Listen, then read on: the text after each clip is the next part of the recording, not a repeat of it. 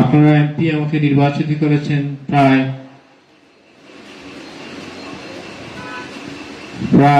আমার 6 মাস 12 দিনের মতো হয়েছে। আজ পর্যন্ত এরকম সম্বর্ধনা অনুষ্ঠানে আমি উপস্থিত এখনো হইনি মৌলভীবাজার বা সদর উপজেলার কোন জায়গায়, কারণ সময় পাচ্ছি না। অনেকেই চাচ্ছিলেন সময় পক্ষে সময় দেওয়া সম্ভব হচ্ছিল না, কিন্তু ময়ামিন ভাই যখন আমাকে বললেন এবং আমাদের সাবেক ছাত্রলীগ নেতা যখন বললেন, আমাদের সেলিম, তারপরে আমাদের মুজিব ভাই যখন বললেন, তখন আর সেটা ফিরাতে পারলাম না। এবং তোরা ভাই সহ তারা যখন বললেন, তখন বললাম আমি আসবো।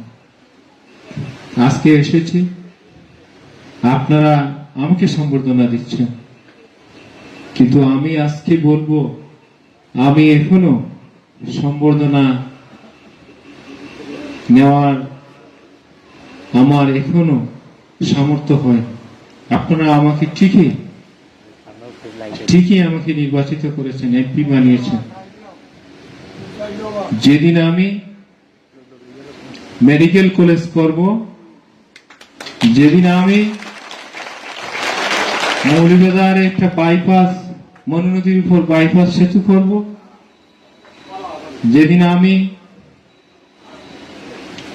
আমাদের মৌলভীবাজার শহরকে একটি স্মার্ট শহর হিসেবে রূপান্তরিত করব, যেদিন মৌলভীবাজার শহরে একটি ইন্টারন্যাশনাল মানের স্কুল শেষ করব, স্বাস্থ্য ডিপার্টমেন্ট, শিক্ষা ডিপার্টমেন্ট, গ্রামীণ অবকাঠামো সহ বিভিন্ন যত ধরনের উন্নয়নমূলক ডিপার্টমেন্ট আছে, যেদিন আমি মনে করব যে আমি আমার ইশতেহার থেকে প্রায় 60 to 70% কাজ করেছি আপনাদের জন্য, সেদিন মনে করব যে আমি প্রধান অতিথি, আমি সম্বর্ধিত ব্যক্তি।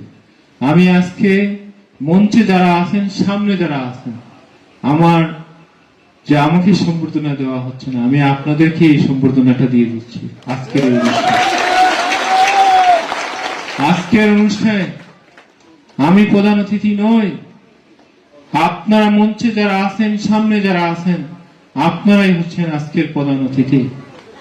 কারণ রাজনীতিবিদরা ডিক্টেটর নয়, রাজনীতিবিদরা সার্ভিসম্যান। রাজনীতিবিদ অনলি সে সার্ভিস দেওয়ার মালিক, কিন্তু ডিক্টেটর দেওয়ার মালিক না। আমি সেই লেখাপড়া করে এসেছি এখানে, তাই এই কথাগুলো আমি বলতে পারছি, সাহস আছে হৃদয়ে, অন্তরে।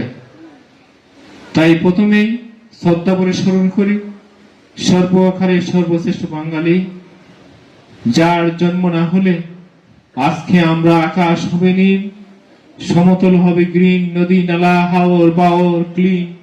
যেই স্বপ্ন আমাদের মাননীয় প্রধানমন্ত্রী জননেত্রী শেখ হাসিনা দেখছেন, আমাদেরকে দেখাচ্ছেন, আমরা জনসাধারণকে দেখাচ্ছি, সেটা আমাদের পক্ষে সম্ভব হতো না। আমাদের স্বাধীন দেশে সার্বভৌম দেশে দাঁড়িয়ে গণতান্ত্রিক ভাবে কথা বলা আমাদের পক্ষে সম্ভব হতো না। সর্বকালের সর্বশ্রেষ্ঠ বাঙালি জাতির পিতা বঙ্গবন্ধু শেখ মুজিবুর রহমানকে শ্রদ্ধা জানাচ্ছি। বঙ্গমাতা সহ উনার পরিবারের সকল শহীদদের এবং সকল ভাষা শহীদ, বীর মুক্তিযোদ্ধা, জাতীয় 4 নেতা সহ আমাদের এই একাঠানা ইউনিয়নের মরহুম জনাব আনখার মিয়া, মরহুম জনাব মাহমুদুর রহমান, জনাব নুরুল ইসলাম, জনাব জব্বার খান, মিয়া মনিরুজ্জামান সহ আরো যারা আওয়ামী লীগের সাথে, রাজনীতির সাথে, আওয়ামী লীগ প্রতিষ্ঠার সাথে যারা জড়িত ছিলেন এই ইউনিয়ন এবং জেলা আওয়ামী লীগের, সকলের প্রতি আমি শ্রদ্ধা জানাচ্ছি। এই আওয়ামী লীগকে সুসংগঠিত করতে যিনি দিন রাত পরিশ্রম করেছেন, গ্রাম থেকে শহর, শহর থেকে গ্রাম, প্রতিটা মানুষের হৃদয়ে যার স্থান পেয়েছিল প্রয়াত সমাজ কল্যাণ মন্ত্রী সৈয়দ মহসিন আলীর প্রতি আমি শ্রদ্ধা নিবেদন করছি। আমি শ্রদ্ধা নিবেদন করছি এই অঞ্চলের আঞ্চলিক নেতা সহ কেন্দ্রীয় নেতা হিসেবে যিনি পরিণত হয়েছিলেন, বীর মুক্তিযোদ্ধা, এই সংসদীয় আসনের মাননীয় সংসদ সদস্য ছিলেন, জেলা পরিষদের চেয়ারম্যান ছিলেন, বীর মুক্তিযোদ্ধা আজিজুর রহমানের প্রতি আমি শ্রদ্ধা নিবেদন জানাচ্ছি।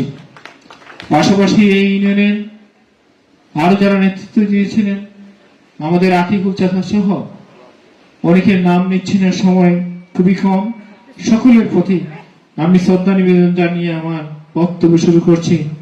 প্রথমেই আমি বলতে চাই, আমাদের পরিকল্পনা, আগে এই ইউনিয়ন নিয়ে কথা বলি। আজকে যারা আমার কাছে অনেক আবেদন দিয়েছেন, অনেক কথা বলেছেন, আমি খুবই মনোযোগ সহকারে শুনেছি এটা। আর আজকে থেকে হৃদয়ে, অন্তরে, শয়নে, জাগরণে এই ইউনিয়নকে আমার ইউনিয়ন হিসাবে আমি মনে করব, এই একাঠিনা ইউনিয়নকে। তাই আমার কাছে আর এখানে ইউনিয়নের কোনো কিছু নিয়ে আমার মনে হয় না বলা লাগবে, আমি আমার ইউনিয়ন হিসেবে এটা আমি নিয়েছি। মৌলভীবাজার একটি সিন্ডিকেটের মাধ্যমে মৌলভীবাজার এখনো চলছে। আপনারা জানেন কি জানি না, এইসব সিন্ডিকেটরা আমাকে যখন মাননীয় প্রধানমন্ত্রী জননেত্রী শেখ হাসিনা নৌকা মনোনীত করে মৌলভীবাজারে পাঠিয়েছিলেন, আমি যখন আপনাদের দুয়ারে দুয়ারে গিয়েছি, আপনাদের সাথে সাক্ষাৎ করেছি, ভোট চেয়েছি নৌকার পক্ষে, সেই সময়ও তারা ষড়যন্ত্র করেছিল আমাকে মেরে ফেলে দেওয়ার জন্য।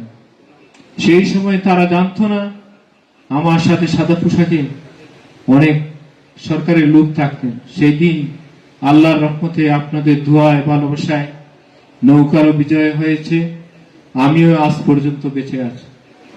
আজকে আপনাদেরকে বলতে চাই, আজও তারা ষড়যন্ত্র করছে আমাকে মেরে ফেলে দেওয়ার জন্য। কিন্তু আমি যখন বাসা থেকে বাইরে হই, আয়াতুল কুরসি পড়ে বাইরে হই। আমি যখন বাসায় আবার ফিরি, তখন আমি আবার আয়াতুল কুরসি পড়ে আবার বাসায় ফিরি। বাসায় যাওয়ার পরে আয়াতুল কুরসি পড়ে মাগরিবের নামাজের পর সূরা আসরে, আজকে নামাজের পর সূরা আসরের লাস্টের 3 আয়াত পড়ে আসলাম। ফজরের নামাজের পরে সূরা আসরের লাস্টের 3 আয়াত যে পড়বে তাকে কেউ মারতে পারবে না আল্লাহ ছাড়া। সূরা ইয়াসিনের 9 নম্বর আয়াত যে পড়ে ডানে বামে সামনে ফু দিবে, শয়তান তাকে আক্রমণ করতে পারবে না, সন্ত্রাসীতে পারবে না। তারপর ইজ্জত দেওয়ার মালিক আল্লাহ তাআলা। প্রতিদিন সূরা আল ইমরানে 26-27 নম্বর আয়াত আমি শুনি, পড়ি, আল্লাহর কাছে বলি, আল্লাহ তুমি দুনিয়া আখিরাতে ইজ্জত দাও। আল্লাহ সেই আজকে আমাকে সংসদ সদস্য হিসাবে আপনাদের মাঝে পাঠিয়েছেন, আপনাদের ভোটে। আমি যে কোনো কিছুতে আল্লাহর উপরে ভরসা রাখি। ইংলিশে একটা কথা বলতে চাই, leader cannot change the society, but people can change the society. মানে তার বাংলা হচ্ছে, একজন নেতা চাইলে সে তার ইউনিয়ন, সে তার জেলা, সে তার উপজেলা কখনো চেঞ্জ করতে পারবে না, বাট জনগণ চাইলে সেটা সম্ভব। আমি আপনাদের উপর আস্থাশীল, আমি পিস্তলের উপর আস্থাশীল না, আমি হকিস্টের উপর আস্থাশীল না, আমি আপনাদের উপর আস্থাশীল আছি, আল্লাহর উপরে ভরসা রাখি। এর জন্য আমার সবকিছু হচ্ছেন আপনারা। তাই মৌলভীবাজারে কিছুদিন আগে একটি অনুষ্ঠান হয়েছিল, ঈদ পূর্ণিমা অনুষ্ঠান। সেখানে আমরা বলেছিলাম এটি ইন্টারন্যাশনাল ইংলিশ মিডিয়াম, ইন্টারন্যাশনাল মানে এটা ইংলিশ মিডিয়াম, এটা মহিন ভাইয়ের দাবি ছিল, সেটাও কিন্তু আমরা করব। সেখানে মেডিকেল কলেজ নিয়ে অনেকেই কথা বলে, অনেকেই বলে যে আমি 6 মাস বলছি কেন হচ্ছে না, এগুলো আমি ধোঁকাবাজি করছি। আসলে যেদিন আমি বলেছি যে 6 মাসের ভিতরে মেডিকেল কলেজ হবে, সেদিন আমার বিশ্বাস ছিল মাননীয় প্রধানমন্ত্রী জননেত্রী শেখ হাসিনা বলেছিলেন মেডিকেল কলেজ উনি করে দিবেন। কিন্তু নির্বাচিত হওয়ার পর আমি ভেবেছিলাম আগে ছাড়া এখানে জনপ্রতিনিধিত্ব আছে বা যারা সিন্ডিকেট আছে, আমি ভেবেছিলাম তারা হয়তো একটা জায়গা নির্ধারণ করে রেখেছে। এই গত 15 বছরেও একটা মেডিকেল কলেজের জায়গা তারা নির্ধারণ করতে পারেনি। সেটা যদি আমার জন্য করে রেখে দিত, তাহলে আজকে আমি মেডিকেল কলেজ 6 মাসের ভিতরেই করে দিতে পারতাম।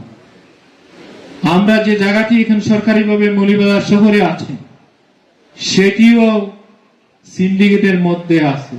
আবার আরো কিছু রাজনীতিবিদরা এটার সাথে জড়িত আছে। এটাতে একটা সত্য মামলা চলছে। মামলা আগামী কিছুদিনের মধ্যে শেষ হবে। শেষ হওয়ার পর মেডিকেল কলেজ নিয়ে ফিজিবিলিটি এবং ডিপিপি সবকিছু কমপ্লিট হবে এবং মেডিকেল কলেজ মৌলভীবাজারই হবে, এটুকু আমি বলতে পারি। তবে যে কোনো জিনিসে সময় লাগে, যে কোনো গভর্নমেন্টের যে কোনো জিনিস শুরু থেকে শেষ করতে হলে অনুমোদন করা পর্যন্ত, স্টার্টিং টু ফিনিশিং মিনিমাম 1.5 থেকে 2 বছর সময় লাগে।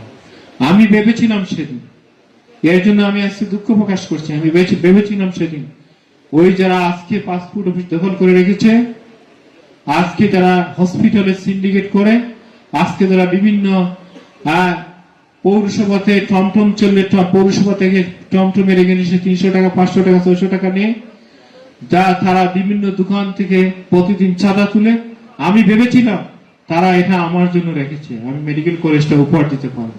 তারা কিন্তু সেদিন রাখেনি সেটা। আজকে তারা সেই কথা বলে। তাদেরকে বলতে চাই, আমি এখানে মাননীয় প্রধানমন্ত্রী জননেত্রী শেখ হাসিনা আমাকে পাঠাননি ডিউটি থেকে টাকা খাওয়ার জন্য, বিচার সালিসি থেকে টাকা খাওয়ার জন্য। আমাকে এখানে পাঠাননি পাসপোর্ট অফিস থেকে কমিশন খাওয়ার জন্য, সেগুলোর জন্য মাননীয় প্রধানমন্ত্রী আমাকে পাঠাননি। আমাকে পাঠিয়েছেন মৌলভীবাজার রাজনগরের সকল জনসাধারণ মন জয় করা, মানুষকে ভালোবাসা, মানুষের মন জয় করো এবং মানুষকে কিছু দেওয়ার জন্য আমি এখানে এসেছি। আমি এসেছি টিয়ার খাবিকা মেরে খাওয়ার জন্য না, আমি এখানে এসেছি মানুষকে বিলিয়ে দেওয়ার জন্য। আমি এখানে তাই আমাদের এই মৌলভীবাজারকে উন্নয়নের দিকে যদি রাজশাহীদের মতো রাজশাহী বা রংপুর বা আমাদের ফরিদপুর জেলার সমতুল্য জেলা হিসেবে করতে হয়, আমাদের অনেক কাজ করতে হবে। নট অনলি মেডিকেল কলেজ, আমাদের 4 লেন রাস্তা, আমাদের মেডিকেল কলেজ, আমাদের হেলথ টেকনোলজি কলেজ, আমাদের প্যারামেডিকেল কলেজ, আমাদের টেক্সটাইল ইঞ্জিনিয়ারিং কলেজ, আমাদের ইন্টারন্যাশনাল ইংলিশ মিডিয়াম কলেজ, তারপরে গ্রামীণ রাস্তা থেকে শুরু করে কমিউনিটি ক্লিনিক, স্বাস্থ্য কমপ্লেক্স থেকে শুরু করে সবকিছু আমাদের করতে হবে। টাইম খুবই লিমিটেড, সময় খুবই কম। আপনারা যে অনুষ্ঠানটি এখানে করেছেন আজকে সম্প্রদায় অনুষ্ঠান, আমি আশা দেখলাম যে কিছু কিছু ব্যানার, কিছু কিছু বিলবোর্ড বা কিছু কিছু স্টেজে মানে গেটে তারা কেউ কেউ হয় ছিঁড়ে ফেলেছে। আমি বলবো যারা ব্যানার বা বিলবোর্ডে যারা এই দাগ দিয়েছে বা ছিঁড়ে ফেলেছে, আমি তাদের উদ্দেশ্যে বলতে চাই, আসলে আপনারা যে কাজটি করেছেন সেটা একটা ইউনিয়নের প্রতিটা মানুষের হৃদয়কে আপনারা ছিঁড়ে ফেলেছেন, প্রতিটা মানুষের মনকে আপনারা হত্যা করেছেন। তাই আপনাদের কাছে বলতে চাই, এই হিংসা বিদ্বেষ হানাহানি আপনারা পরিহার করে উন্নয়নের স্বার্থে আপনারা আওয়ামী লীগের এবং শেখ হাসিনার রাজনীতির ছায়া ধরে আপনারা আসেন। আজকে একটা মজার কথা বলতে চাই, আমি কিন্তু এমপি হওয়ার জন্য মৌলভীবাজার বা রাজনগরে আসি, কিন্তু যারা আমাকে এমপি বানিয়েছে তাদের নাম আজকে আমি এখানে নাম বল। আমাদের রাজনগরের একজন আছে বিলম্ব, সে, তারপরে জেলা পরিষদের চেয়ারম্যান। এদের চালাচালিতে মানে উনাদের যে চালাচালি বা মিলনব বা আমাদের রাজনগরে একজন আরো 2-3টা মানুষ ছিল, তাদের কারণে তারা প্রতিদিন আমাকে নিয়ে কোনো না কোনো অনুষ্ঠানে কথা বলতো। তাদের এই কথা বলাতেই আজকে কিন্তু এমপি, আমি আজকে এমপি। এর জন্য তাদেরকে আমি ধন্যবাদ জানাই। আজকে তাদেরকে আমি ধন্যবাদ জানাই যারা আজকে বিলবোর্ড ভেঙে দিচ্ছে, তাদেরকে ধন্যবাদ জানাই যারা আমার ব্যানার পোস্টারকে কেটে ফেলেছে। আমি আজ আপনাদের কাছে এখানে বলতে চাই, যারা আমাকে নিয়ে অনেক কথা বলে, সিন্ডিকেটের যারা কয়েকজন আছে, আগে কয়েকজন মিলে আমাকে কথা বলতে বলতে আমাকে এমপি বানালো। এখন ওরা যদি আরো 1-2 বছর এরকম কথা বলে, দেখবেন আমি মন্ত্রী হয়ে গেছি। তাতে হবেটা কি বলতে দেন, ওরা যত পারে বলে। আল্লাহ আছেন, নেত্রী আছে, সব দেখতেছে, বুঝছেন। যারা মুনাফিক, তারা মুনাফিকই করবে। আমরা সেটা আল্লাহর উপরে ছেড়ে দেব, আমরা আল্লাহর উপরে স্টেট হইতে ছেড়ে দেব। আমি এগুলা করে করে আজকে এখানে এসেছি, অনেক আনন্দ পাই। মৌলভীবাজারের পুরো পৌর মিলনায়তে যখন অনেক নেতারা আমাকে নিয়ে কথা বলে, তখন মনে হয় আগে তো কয়েকজন মিলে এমপি বানালো, এখন মনে হয় সিন্ডিকেট আমার মন্ত্রী বানায় ফেললো, বুঝছেন। আমি তাদেরকে ধন্যবাদ জানাই এসব কথা বলার জন্য। আর আমি I am not like that man যে আমি তাদের সাথে আমি কম্পেয়ারও করি না আমাকে, আমি তাদের সম্পর্কে কোনো কথা বলতে চাই না। They are not like to me, that's why আমি কেন তাদের সম্পর্কে কথা বলবো।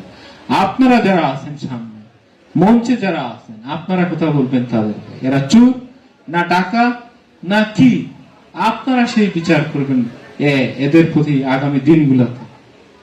আমার কাজ হচ্ছে উন্নয়ন, মৌলভীবাজার কিভাবে স্মার্ট হবে, মৌলভীবাজারে কিভাবে মেডিকেল কলেজ হবে, একাটুনা ইউনিয়নে কিভাবে যেগুলো এখনো, যে এরিয়াগুলো এখনো উন্নয়ন হয়নি, সেই কাজ হচ্ছে আমার। সেই কাজকে আমি পছন্দ করি, তাই আমি সেই কাজগুলো করে যাব। বিশেষ করে আবারও বলি, আজকে যে আপনারা ময়মিন ভাই সহ, মুজিব ভাই, তারপর আমার সেলিম সহ আরো যারা সকলে মিলে যে সম্প্রদায় অনুষ্ঠান করেছেন, আমি আসলে কৃতজ্ঞ। সারা জীবন আমি এটা মনে রাখবো। একজন বলেছেন যে এই ইউনিয়নে অনেক হয়রানির শিকার হচ্ছে, হামলা, তারপরে মামলা হচ্ছে, বিভিন্ন ধরনের এরকম কিছু হচ্ছে। আপনারা যদি কেউ এরকম কোনো কিছু করে থাকে, আপনারা আমার কাছে আসবেন। আমি 24 ঘন্টার মধ্যে ন্যায় নীতির মধ্যে থেকে ওদেরকে শাস্তি করার ব্যবস্থা নিতে। আমি এসেছি ঢাকার রাজনীতি দেখে, এখানে আমি এসেছি, আমি জুড়ে এসে এমনি এখানে এসে, তাই বলতে চাই তাদেরকে যদি চাই মিনিটের মধ্যে, নিমিষের মধ্যে উড়িয়ে দিতে পারি, কিন্তু কাকে দিব? তারাও তো এই জেলার মানুষ। আমার তো একটা বিবেক আছে, আমার একটা মন আছে, আমার একটা হৃদয় আছে। আমি জীবনে তো কখনো নোংরা ভাষায় কাউকে কথা বলতে পারি না। আমি কিভাবে এগুলা করি? Wait and see. তারপরও আজকে কথা দিয়ে যাচ্ছি, একাডেমি ইউনিয়নকে যখন নিজের ইউনিয়ন মনে করেছি, আপনাদের কোনো প্রয়োজনে আমার কাছে আসবেন। আমার যথাসাধ্য আমি চেষ্টা করব। I take necessary action. যে কোনো ধরনের আমি প্রয়োজনীয় ব্যবস্থা করব আপনাদের জন্য, এই কথা দিচ্ছি। এই আওয়ামী লীগের রাজনীতি এই একাটানা ইউনিয়ন থেকে সূচনা হয়েছিল। আজকে দেখা যাচ্ছে তাদেরকে সিন্ডিকেটের লোকরা অনেককে, যে পরিবারে আসলেই রাজনীতি করার মতো, যাদের মধ্যে সততা আছে, নিষ্ঠা আছে, তাদেরকে নেওয়া হচ্ছে না, তাদেরকে মাইনাস করা হচ্ছে। আগামী দিনে তাদের পাশে থেকে কিভাবে এই একাটানা ইউনিয়নের ইতিহাস ও ঐতিহ্য, বিগত দিনের যে রাজনীতির ইতিহাস ছিল সেটাকে ফিরিয়ে আনা যায়, সেটা আমি আপনাদের পাশে থাকবো, সেটা আজকে এখানে কথা দিয়ে যাচ্ছি। আমি বলতে চাই, আমাদের এখানে একটি স্টেডিয়াম করার জন্য প্রায় 80 লক্ষ টাকা তোলা হয়েছে। আপনারা আমার কাছে আবেদন দেন, আপনারা দেখুন, আপনারা আমার কাছে আবেদন দেন। দেওয়ার পরে যারা এই স্টেডিয়াম দীর্ঘদিন ধরে টাকা নিয়ে লুটপাট করে খাচ্ছে, স্টেডিয়াম হচ্ছে না, তাদেরকে আইনের ভিতরে রেখে প্রয়োজনীয় ব্যবস্থা নিব ইনশাআল্লাহ, সেটিও কথা দিয়ে যাচ্ছে। আজকে যে ওইদিকে যে আপনাদের খাওয়া দিঘি হাওরের পাশে অনেকগুলা গ্রাম আছে, অনেকগুলা ওয়ার্ড আছে, অনেকগুলা কবরস্থান আছে, এখন হয়তো ডুবে গেছে কবরস্থান। সেই কবরস্থান গুলাকে উঁচু করতে হবে। অনেক ইট কাঁচা রাস্তাকে ইটসলিঙ্গের রাস্তায় রূপান্তরিত করতে হবে, ইটসলিঙ্গের রাস্তাকে পাকা রাস্তায় রূপান্তরিত করতে হবে, বিভিন্ন ধরনের কানেক্টিভিটি বাড়াতে হবে। সে দায় দায়িত্ব আজকে একাটানা ইউনিয়নের দায় দায়িত্ব আমি আমার কাঁধে নিয়ে গেলাম। এটুকু আপনাদেরকে কথা।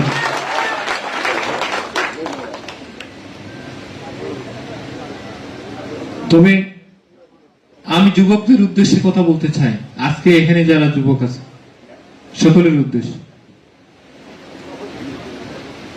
প্রথমে ইংলিশে বলি, today is difficult, tomorrow is much more difficult, but day after tomorrow is beautiful, and day after tomorrow will be die. মানে আজকের দিনটা যুবক যারা আছে তাদের জন্য হয়তো খুবই কঠিন দিন, আগামী দিন আরো কঠিন হবে। তারপরের দিনের অপেক্ষায় থাকতে, পরিশ্রম করতে হবে, তাহলে সফলতা আসবে, লাইফটা বিউটিফুল হবে। তাদের উদ্দেশ্যে কথা বলতে চাই। আমার জীবনের প্রসঙ্গ শুরু শেষ করে ছোট ছোট কথা বলি, বক্তব্য শেষ করব। আমি যখন তারাবাসা স্কুলে পড়ি, প্রায় 3 কিলোমিটার হেঁটে আমার বাড়ি থেকে হাই স্কুলে যেতাম, আবার 3 কিলোমিটার পায়ে হেঁটে আমার বাড়িতে আসতাম। সেই স্কুলে লেখাপড়া করে এসএসসি পাস করলাম, ওই সময় 5 ডিভিশনে। তারপরে সবসময় স্বপ্ন ছিল বড় হওয়া। যেখানে একটু আগে বললাম ইকবাল ভাইয়ের যে বাড়িটা থেকে স্বপ্ন হতো এরকম যেন বাড়ি হয়। ঢাকায় যখন গেলাম তখন সেনা কল্যাণ ভবন দেখে মনে হতো এই ভবনে যদি আমার অফিস হয়। যখন আমি ইন্ডিয়াতে লেখাপড়া করি, যখন দিল্লির বিল্ডিং গুলা দেখি, মাদ্রাসের বিল্ডিং গুলা দেখি, তখন মনে হয় এরা যেন আমার হয়ে যায়, এরকম আমি স্বপ্ন দেখতাম। বাট এই এসএসসি পরীক্ষা শেষ করে আমি চলে গেলাম বড় হওয়ার জন্য ঢাকাতে। 1 বছর ওইখানে পড়ি, না ইয়েতে মৌলভীবাজার সরকারি কলেজ, সিলেট সরকারি কলেজ, ওইখানে ভর্তি হয়ে পড়ি নাই। আবার আসলাম মৌলভীবাজারে, সেখানেও এলোমেলো, যে আমার এখানে থেকে আমার স্বপ্ন আর হবে না। সেখান থেকে আমার একজন লন্ডনে নানা ছিলেন, উনি পরামর্শ দিলেন, চলে গেলাম আপনার ঢাকাতে, ওইখানে ব্রিটিশ কাউন্সিলের আন্ডারে আমি এস লেভেলটা করি। তারপরে মাইগ্রেটেড করে আমি মাদ্রাস ক্রিশ্চিয়ান কলেজে আমি এ লেভেল কমপ্লিট করি। আর ঢাকায় থাকা অবস্থায় আমার বাবা আমাকে 2,500 টাকা দিতেন, কিন্তু আমার লাগতো 10,000 টাকা। সেই টাকা তো বাবার অনেক কষ্ট হতো দিতে, তাই 2-3 মাস দেওয়ার পরে কম্পিউটার যে কিনবো, কিনে তো তখন সিআইএস এর উপরে আমি লেখাপড়া করি, মানে সাবজেক্টটা ছিল কম্পিউটার সায়েন্স। তো কম্পিউটার কেনারও টাকা ছিল না আমাদের, মানে ডিসি যারা কয়, আমার বাবা অনেক কষ্ট করে দিয়েছে। কিছুদিন পরে আমি একটা টিউশনই নেই, একজন সচিবের ছেলেকে পড়াই, আরেকজন সচিবের মেয়েকে পড়াই, 5,000 5,000 10,000 টাকা পায়। সেই অনেক কষ্ট করে কিন্তু জীবন, সেদিন জীবনের সাথে কিন্তু আমি যুদ্ধ করেছি আমার স্বপ্নকে বাস্তবায়িত করার জন্য। আর আমার বাবা স্বপ্ন ছিল আমি যেন একদিন ম্যাজিস্ট্রেট হই বা বড় হই। তো তারপর আমি যখন ইন্ডিয়াতে গেলাম, সেখানেও আমার বাবা 12 বিঘা জমি বিক্রি করে আমাকে ইন্ডিয়াতে পাঠালো। অনেক কষ্ট।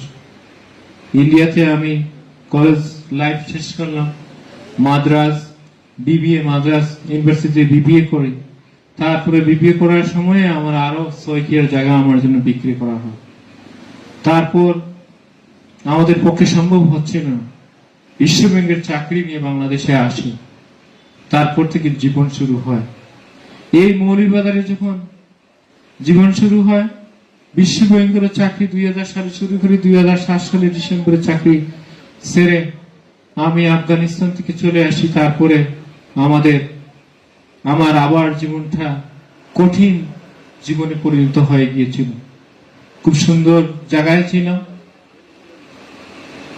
তারপর 25,000 টাকা দিয়ে শুধু ব্যবসা শুরু করি 2008 সালের ডিসেম্বর, 25,000 টাকা দিয়ে।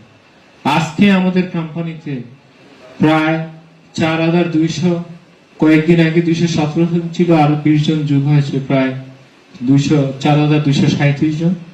আগামী ডিসেম্বরে আমাদের কোম্পানিতে আরো 1200 থেকে 1500 জন লোকের আমরা কর্মসংস্থান করতে পারবো। আমি কিন্তু আমার চলার পথে কর্মসংস্থান করতে পারবো। আমি আমার চলার পথে কখনো আমার কনফিডেন্টকে আমি হারিয়ে ফেলিনি। সবসময় সাহস ছিল, কনফিডেন্স ছিল, আর শুধু আল্লাহর কাছে চেয়েছি। যখন এগুলা সবকিছু হচ্ছিল, মৌলভীবাজারে যখন আসলাম, এই মৌলভীবাজার শহরে আজকে কোথাও যখন চলে আসছে বলতে হয়, পৌর আজকে সিটিজেন যে ইয়েটা করা হয়েছে, সিনিয়র সিটিজেনদের পার করা হয়েছে, সেখানে একটি লাইব্রেরি করা হবে। আমার কাছে পৌরসভা থেকে দস্তখত করা একটা আবেদন এসেছিল যে আমি যদি 12 লক্ষ টাকা দেই তাহলে লাইব্রেরিটা আমার নামে দেওয়া হবে। আজ পর্যন্ত লাইব্রেরিটা আমার নামে দেওয়া হয়নি, আমার টাকাও রিটার্ন দেওয়া হয়নি। তাহলে টাকাটা গেল কই?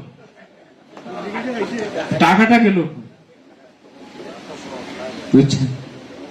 জীবনটা কিন্তু যুবকদের বলতে চাই এত সহজ না। এই মৌলভীবাজারে গত ইলেকশনে, সংসদ ইলেকশনের পরে সব এমপিদেরকে সম্বর্ধনা দেওয়া হবে মৌলভীবাজার।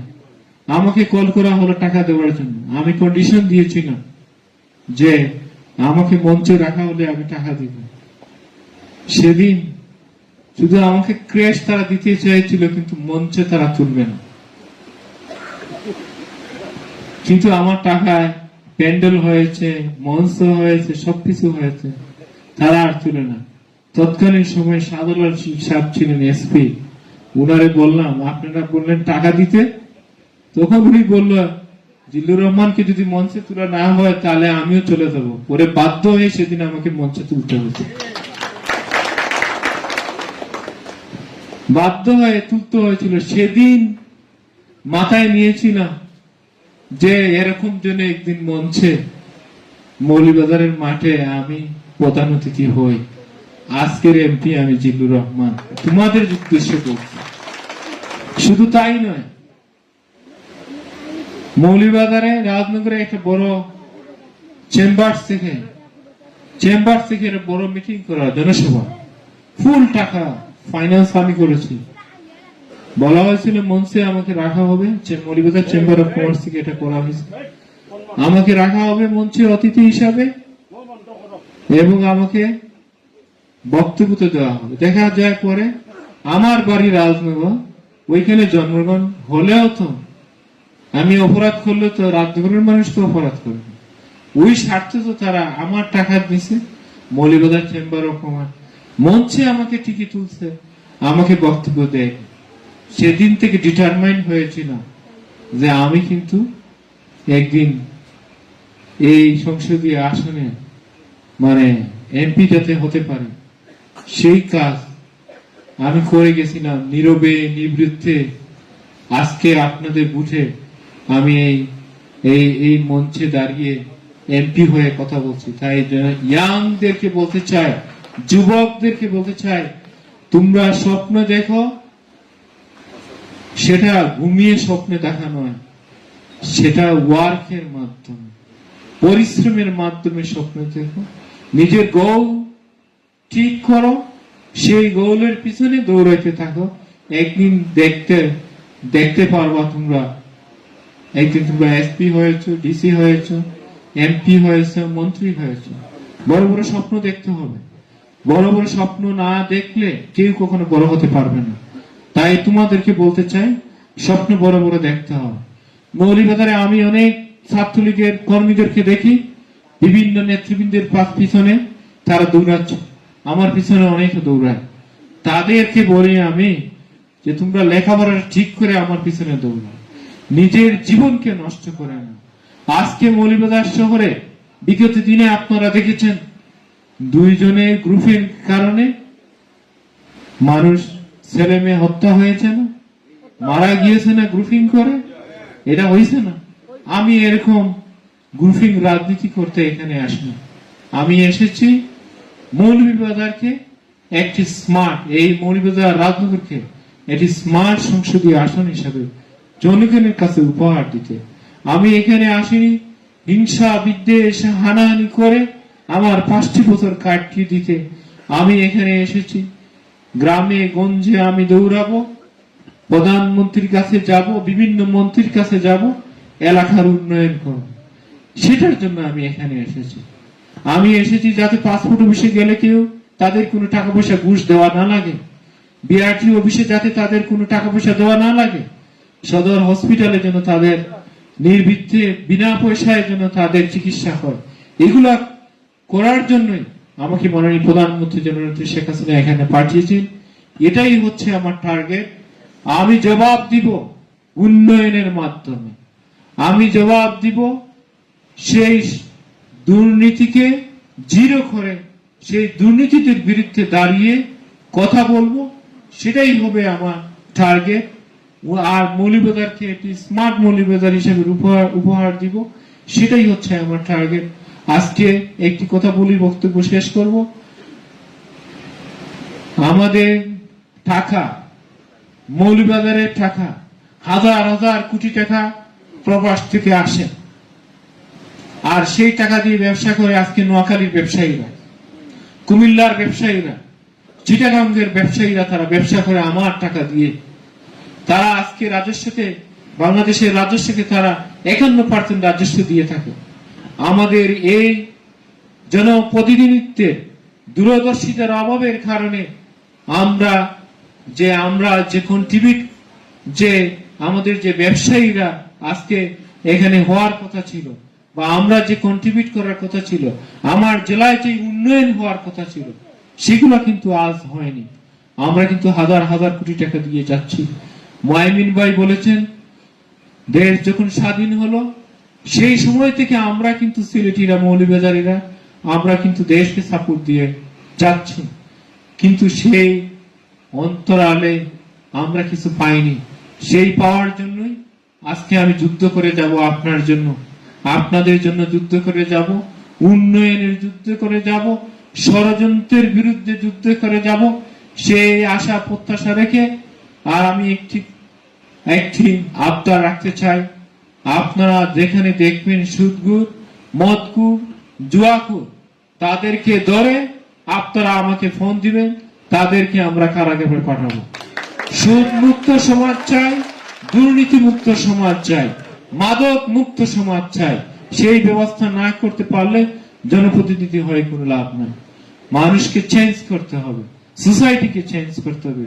সেই আশা এন্টারপ্রেনারশিপ তৈরি করতে হবে, সেই আশা। এবং বড়বাড়ি গ্রাম, ওইদিকে শুধু বড়বাড়ি গ্রাম না, আমি আজকে বলে যাচ্ছি এখানে বড়বাড়ি গ্রাম না, এই 61 ইউনিয়ন প্রতিটি ওয়ার্ডে আমি যাব। শুধু বড়বাড়ি গ্রাম, এখানে আপনার এসেছে বরাবরই গ্রামে ওইদিকে যাওয়ার জন্য না, ওই অবহেলিত না, যারা ধনী গরিব সব জায়গায় যাও, ঠিক আছে? আমার কাছে একজন রিক্সাওয়ালা যেরকম, একজন বড় লোকও সেরকম, আমার কাছে কোনো বৈষম্য নাই। কারণ আমি এখানে মানে টাকা মারার জন্য এখানে আসিনি, দেশ আমি সবার কাছে সমান। আমি বরাবরই গ্রামে যাব, 1 নম্বর ওয়ার্ড থেকে শুরু করে 9 নম্বর ওয়ার্ড পর্যন্ত একাটুন আমি যাব, সেই ওয়াদা করে আমি আমার বক্তব্য শেষ করছি। যাবার আগে বলে যাই, আজকে যে অনুষ্ঠানটি আপনারা করেছেন মুয়াইমিন ভাইয়ের নেতৃত্বে বা আমাদের মুজিব সাহেবের নেতৃত্বে, সেলিমের সঞ্চালক, যারা এটার সাথে আপনারা সম্পৃক্ত ছিলেন, আবারও মন থেকে আমি আমার অন্তর থেকে, হৃদয়ের থেকে আপনাদেরকে ধন্যবাদ, কৃতজ্ঞতা জানাচ্ছি। আর আগামী দিনে যেন আপনারা পাশে থাকেন, জননেত্রী শেখ হাসিনার হাতকে শক্তিশালী করার, শেখ হাসিনার পাশে থাকবেন। বিশ্ববিদ্যালয় সহ আরেকটা কথা বলতে চাই, যারা আজকে মেডিকেল কলেজের কথা বলে, বিশ্ববিদ্যালয়ের কথা বলে, বিভিন্ন ধরনের কথা বলে, এই জেলায় একজন প্রবীণ রাজনীতিবিদ, যার কারণে কেউ কেউ মেয়র হয়েছেন, কেউ কেউ উপজেলা চেয়ারম্যান হয়েছেন, কেউ কেউ বড় বড় নেতা হয়েছেন, আমার জেলার মাননীয় মন্ত্রী, কৃষিমন্ত্রী, মাননীয় কৃষিমন্ত্রী, সেও যখন জেলায় আসলেন তার কাছে তারা যায় না। এত বড় একজন মন্ত্রী, আজ থেকে 20 বছর আগেও 50,000 কোটি টাকার বাজেট বাংলাদেশে হতো না। আজকে কৃষি মন্ত্রণালয়ের বাজেটই হচ্ছে প্রায় 50,000 কোটি টাকার উপরে। সেই মন্ত্রী যখন মৌলভীবাজারে আসেন, দুর্ভোগের দলরা যায় না। এই লোকটাকে যদি আদর আপ্যায়ন করা হয়, তাহলে তো পাবলিক বিশ্ববিদ্যালয়, মেডিকেল কলেজ, অনেক কিছু করা সম্ভব। তারা যখন উন্নয়ন তারা চায় না, তারা যদি উন্নয়ন চায় তাহলে তারা কেন মন্ত্রীর এগেনিস্ট, তারা কেন জনপ্রতিনিধিদের এগেনিস্ট? তারা হচ্ছে তাদের কিছু ইনকাম হলেই হয়। তাই আমি বলতে চাই যে আমি যে কথাগুলো বলেছি আমার নির্বাচনী ইশতেহার, সবগুলা করার আমি চেষ্টা করব। আপনারা পাশে থাকবেন, পাশে থাকবেন এই আশা প্রত্যাশা রেখে আজকে মঞ্চে যারা বিশেষ অতিথিবৃন্দ ছিলেন, আজকে অতিথি হয়ে এখানে যারা এসেছেন, আজকের অনুষ্ঠানকে আলোকিত করেছেন, সকলকে ধন্যবাদ, কৃতজ্ঞতা জানিয়ে আমি আমার বক্তব্য শেষ করছি।